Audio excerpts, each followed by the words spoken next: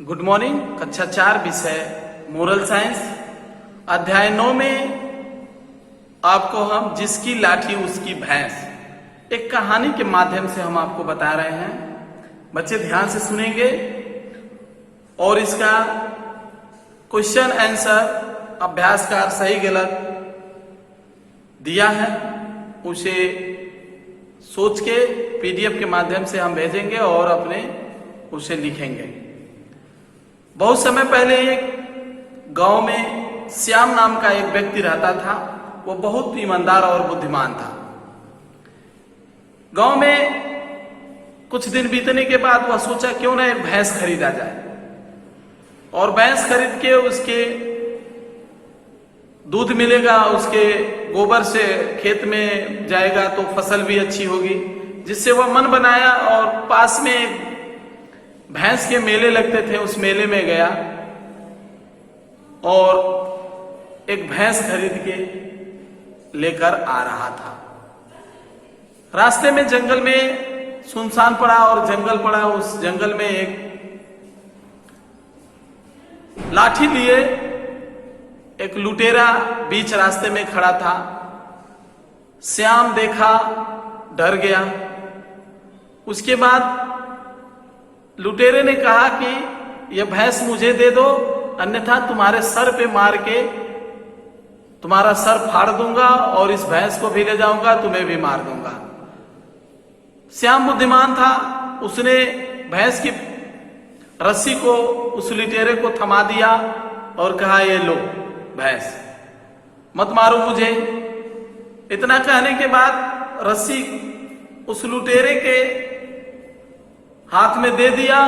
देने के बाद कुछ समय सोचने लगा क्या किया जाए। बुद्धिमान था श्याम, उसने क्या किया, कहा कि सुनो, भैंस तो ले ली पर कम से कम लाठी तो मुझे दे दो। अगर हम खाली हाथ जाएंगे तो बीवी हमें डांटेगी, कहेगी कि तुम मेले में गए थे, कुछ खरीद के नहीं लाए।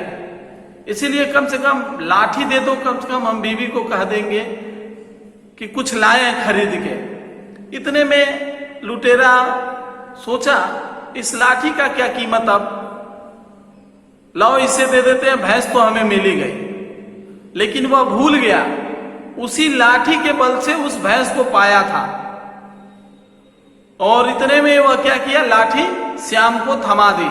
और उसके बाद जैसे वह मुड़ के जाना चाहा, उसके बाद आगे से श्याम आके खड़ा हो गया, कहा, सुनो, यह भैंस मुझे दे दो, अन्यथा लाठी से मार के तुम्हारा सर फाड़ दूंगा और तुम यही मर जाओगे और भैंस भी ले जाऊंगा। उतने ही में लुटेरा घबरा गया और कहा कि ये तो मुझे मार देगा, और तुरंत क्या किया, भैंस दे दी। लुटेरा मूर्ख बन गया, यही नहीं समझा कि वह लाठी की कीमत क्या है। उस लाठी के बल से ही उस भैंस को अपने कब्जे में लिया था, अपने उसको प्राप्त किया था। और वही लाठी देने के बाद क्या हुआ, पुनः श्याम के पास वह ताकत आ गई और उन्होंने बुद्धिमानी से क्या किया, भैंस भी ले लिया और उस व्यक्ति से लाठी भी ले लिया। अर्थात इस कहानी का अर्थ होता है, जिसकी शक्ति अर्थात बुद्धिमानी और शक्ति दोनों होती है तो वह सफल व्यक्ति होता है। तो मेरे प्यारे बच्चों, शक्ति अर्थात शक्ति के साथ साथ बुद्धि का होना अति आवश्यक है। बुद्धि नहीं है तो शक्ति कितना हो भी होगा, वो आप सफल नहीं हो पाएंगे। यह दोनों साथ होना अति आवश्यक है। ये रही कहानी, जिसकी लाठी उसकी भैंस।